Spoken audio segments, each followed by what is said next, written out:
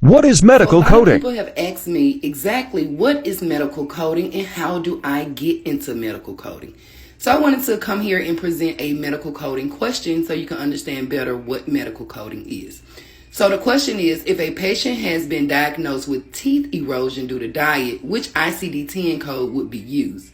And as you see, we have a few answers, A, B, C, and D. The first one is K03.2, then we have K03.0, we have K03.9, and then our last of the multiple choice is going to be K02.9. So of course we were going to take our ICD-10 book and we will look up each code, and the answer is K03.2. Here's an explanation of what is the answer, and it tells us how to look up the answer in the alphabetic index. And it'll say you start by looking up erosion and then teeth. So, and it gives you the code K03.2. So here's the rest of the answers, and it gives you an explanation of what is the answer and what is not the answer.